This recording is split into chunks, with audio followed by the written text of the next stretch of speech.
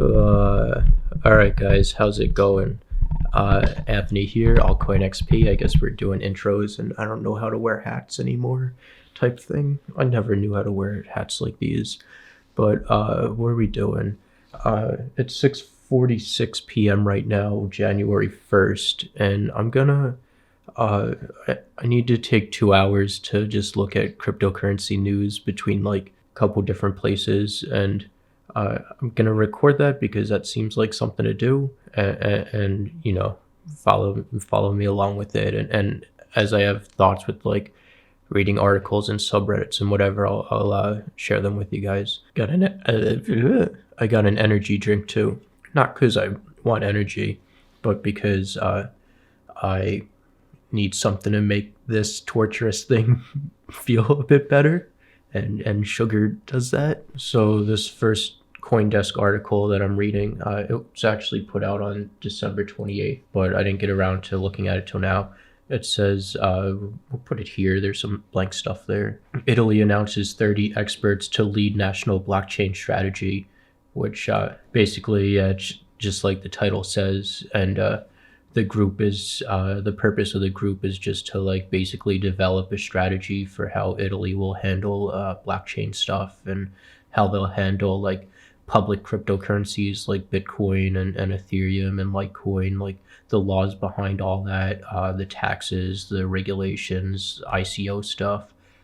Then I guess the group scopes like to a large extent to where they'll also like probably be talking about or thinking about like making, if they want to make their own blockchain or cryptocurrency and stuff like that, as well as like figure out what direction they want to take with investing in Italy's future in this, like just how they want to proceed, and what they want to do with it and everything. I think like obviously like this is a good thing, as it shows that there's still interest in cryptocurrency and blockchain stuff, not just with people, but countries are still really interested and notice it and stuff like that. I don't know, like it's hard to say. I would have to think about it more, like if this is like, obviously this doesn't signal anything like, oh, Bitcoin's gonna go up because of this, or like like Bitcoin's a good investment or Ethereum's a good investment, or like any of the public cryptocurrencies are a good investment, because that still leaves up in the air for any country to make their own cryptocurrency, which has some issues that I'm not going to get into here, but yeah, it's good news for I don't know.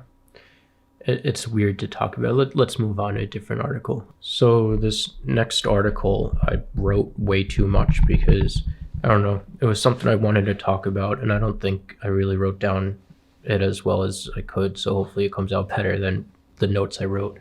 But this next one says security researchers break ledger wallets with simple antenna.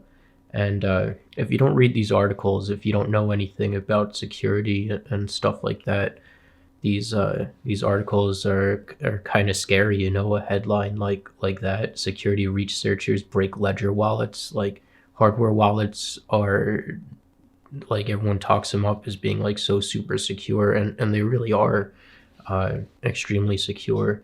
Let me get bearings. This is what happens when I write 2.5 pages of notes. I lose where I was in the beginning. But yeah, so for the most part, like these like flaws that they found in the Ledger wallet is stuff that we knew already. Like the first one that they talk about is the supply chain vulnerability, which is it's basically just like a man in the middle attack, but in real life, instead of like a SERP, whatever.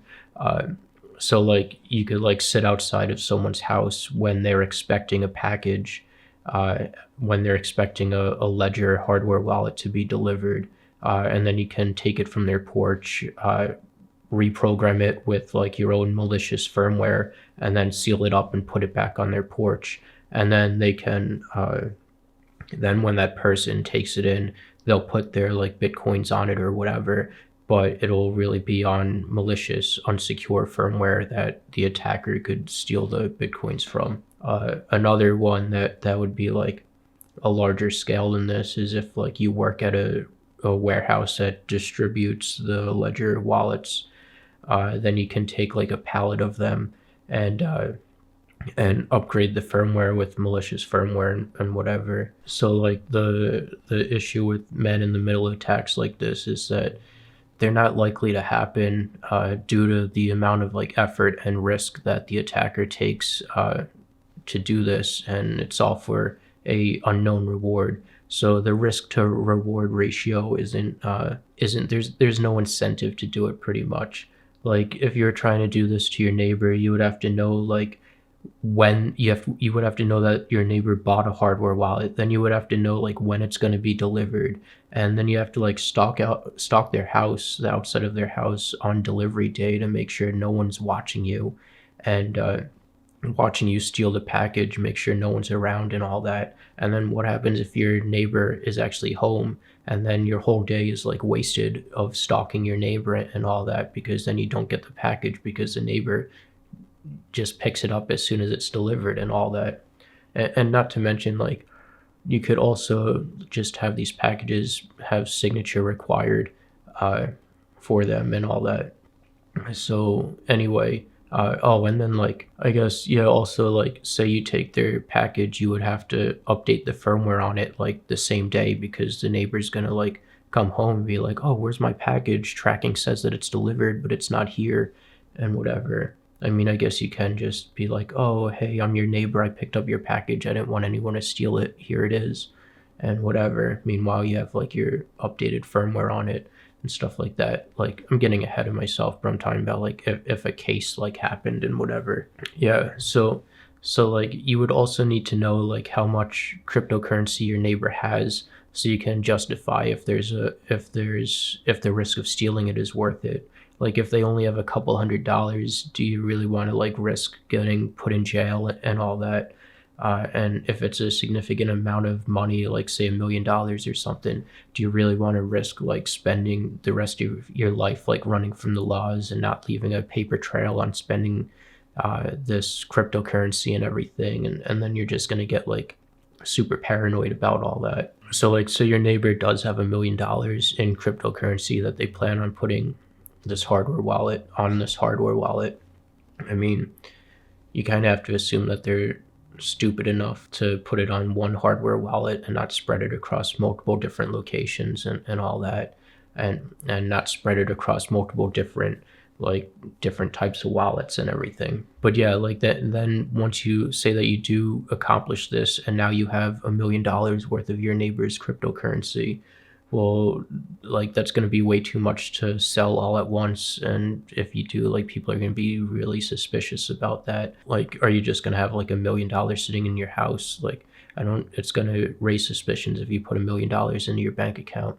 And a lot of, I guess, like thankfully, a lot of like cryptocurrency stuff, like when you sell it, it's going to be sent to your bank account. Like, you could do things like in person, but then you have to be concerned about like if the person you're dealing with is trustworthy and not like a government informant or something like that. And then like if you do get this money, like what are you going to spend it on? You can't just go out and buy like a Lamborghini and whatever, because then your neighbors are going to be like, oh, how did this guy get a Lamborghini when he just works at like the deli down the street and all that. And you can like make up excuses, I guess, like say like, oh, I invested in cryptocurrency like a long time ago, and the prices went up, and well, then you also have to time your sale with the prices going up for that story to make sense. But then you would also like have to prove, like when you go to do your taxes, you're gonna have to do your taxes, because then you risk like going to jail for tax evasion and stuff like that. So when you go to do your taxes, you're going to have to prove, like, you have to do your cost basis stuff and prove that how much did you buy this for, and all that. Like, maybe you can say that it was gifted to you. I don't know like how that works, but like all this stuff is like public record. Like with my cryptocurrency, like everything, I can trace everything back to the actual Litecoin wallets that I used when I was mining Litecoin. So thankfully, like I can actually prove like where everything came from and all that.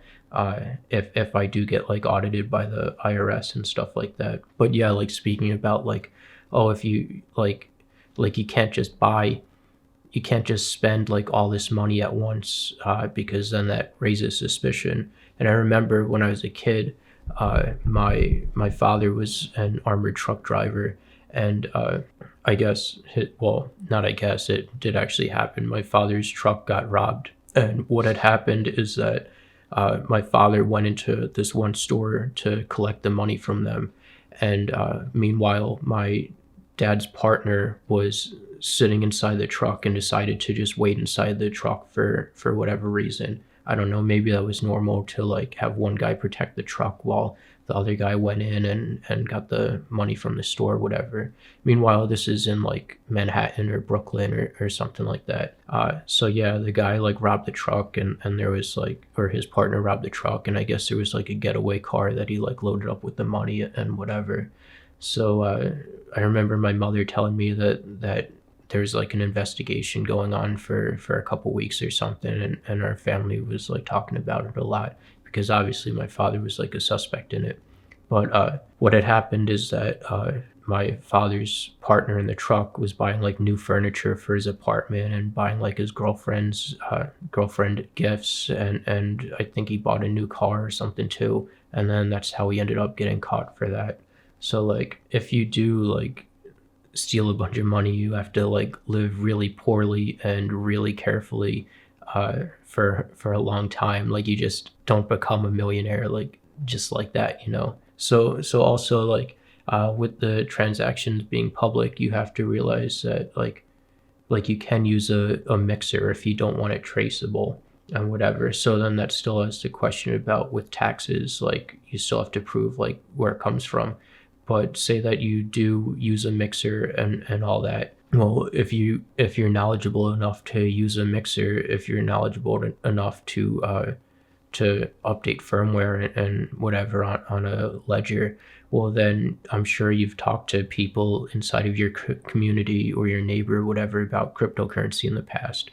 So then when there's like starts becoming like news headlines like, oh, this local neighbor, this local guy was robbed for $1 million worth of Bitcoin, whatever, when these stories start showing up in your on the news, people inside of like your local town are going to be suspicious. Like I guess like maybe if you live in like a gigantic city where like not everyone knows each other and whatever, it might be a little bit less likely. But like in my town, like everyone that I know, like they know that I've been involved in cryptocurrency since like 2000, I guess end of 2012. So like people are gonna put like two and two together, you know. So yeah, and also the issue with like if you're the warehouse worker and you're contaminating like a pallet full of ledger wallets, well then you have to like calculate the risk, like, oh, is it really worth losing my job to accomplish this? Like what if there's like 100 of them on a pallet or whatever. I don't know how many are on a pallet or how they are shipped or anything, but like what happened if you send it if you accomplish this and then send it out and it turns out like everyone just has $10 worth of cryptocurrency that they're putting on these wallets. It's kind of like assumed, I guess, like if you are serious enough. I don't know. I don't know how that would go. I'm just like thinking about this now, but if you're like serious enough to need a hardware wallet, then maybe you have a lot of cryptocurrency.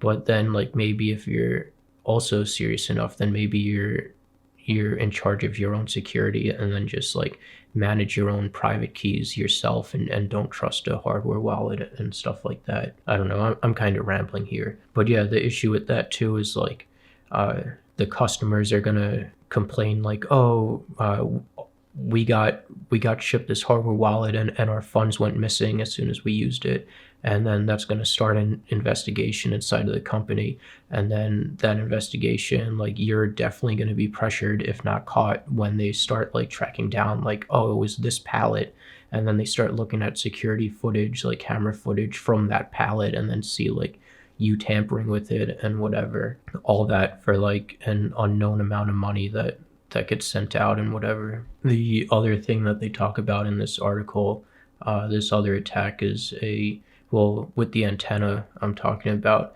is that I guess on these ledger wallets, there's a long wire that transmits data, I guess, from one computer chip to another on a circuit board or something like that. And essentially, like, what that wire is, it's not designed to be this, but it's just a wire sending electrical stuff that the chip interprets as data. But when you send like electrical current between a wire that rapidly changes, I guess, it's just it's essentially like an antenna. So what you would have to do is place like some device near this hardware wallet. I don't know like how close it has to be or anything, but yeah, have like say this hand is the hardware wallet that has like the antenna in it. Well, then you place like this hand near it, and this hand is reading the information from the antenna. And what you would have to do is say like someone's typing in their pin. Well, that pin is getting transferred through that antenna between the two circuit chips. So you'd have your reader next to it to read that pin coming off of it. The issue with that, like, you have to say it's my buddy that I'm trying to read his pin from. Well, I'm gonna have to have like physical access to that person's wallet, and like they're gonna probably notice that. Like, I don't know how big the distance is. I think maybe it did say here 30 feet or something like that. I don't remember, but you're gonna have to have physical access to the person and to the hardware wallet. And really, like, if you're in the same room as someone, you can just like set up security cameras, or you can just like look at the person and watch them put their pin in. Like, if you're that close to the person, like, how many times have you been around your friend and you see them put in their pin on their cell phone, or the pattern on their cell phone and everything like that? So like, the last thing I want to talk about in this article is what this is a lot. This should be the title of the video. This is only the second article, and now it's 8 o'clock. So yeah, anyway, like, these attacks are more or less like just coming from like these security researchers, are just people that are trying to make a name for themselves by like discovering vulnerabilities and talking up like how bad they are and whatever. Because like, say you find like this giant security exploit, like, well, then you can put that on your resume and get a better job and whatever. And say like you are a security firm and whatever, and your job in your security firm is to audit other companies for vulnerabilities and for their security and whatever. So then finding security vulnerabilities gives you more work. It's something to put on your resume. And if you're a security auditing company, like, you can tell all these companies like, oh, our company found this bug that was responsible for like millions of dollars worth of cryptocurrency getting stolen and whatever. So you're on the side where even if it's like a silly thing that isn't that there's not that much chance of it happening, you're going to argue that there is such a high chance of it happening. Because like, if you can convince the company, if you can convince Ledger that this is such a high risk and whatever, and get them to change their ways and all that, then that's more work for you, that's better for you, that makes you look good and all that. So it's the same thing with like bug bounties too. Like, I've seen this like so much years ago when I used to watch this stuff. Like, people would talk up bug bounties for the exact same reason, but then also like bug bounties have the additional incentive of getting paid off on it. So like, if you find a bug and the company like says, oh yeah, that's a serious bug, they'll pay out like whatever the bounty is, like $5,000, $10,000 or whatever. It's like me saying like these security seals on electric meter boxes are insecure because I could just cut them with pliers, and then I can reset like all the meters and all that. And then I can even go as far, I guess, to buy new meter box seals on Amazon and replace the meter myself. But like, what's really gonna come out of that? Like, I can go to like a bunch of different buildings and whatever and do that, and then just to like prove a point to the electric company that their security seals aren't secure, but like I don't benefit from that. Like I kind of end up looking like an idiot, to be honest, because no one else is going to do that attack. There's no reason to do it. Or I can do it on my own electric box and roll back the meter so I don't have to pay electricity. But then like the electric company is going to notice like, oh, this guy's not using, this guy's only paying $5 a month for electricity instead of the $200 a month that he normally pays. We have to go investigate this and figure out what's happening and whatever, because this is like abnormal activity. I mean, nowadays, like, I think everything's read like day by day and everything. Like there's not a physical person that comes out and reads the meter anymore. But yeah, like the reason that these security seals still exist, even though you can just cut them with pliers and replace them with ones on Amazon, is because like the reward isn't there to match the risk involved in that. Like there's very little reward to do that, you know. All right, it's 9 o'clock now, 9:06. I still have to do laundry, edit a video, and go to the gym in the next 3-4 hours. So I'm gonna do one more of these articles. I kind of like lost my groove after that last one, but and I feel like so backed up because I'm on December 28th news and it's January 1st today. So much to do. Actually, this is the end of the video. I can't even concentrate anymore. I can't concentrate enough to read. So yeah, like this video please, and see the description and all that for supporting me and blah blah blah. All right, thanks, bye.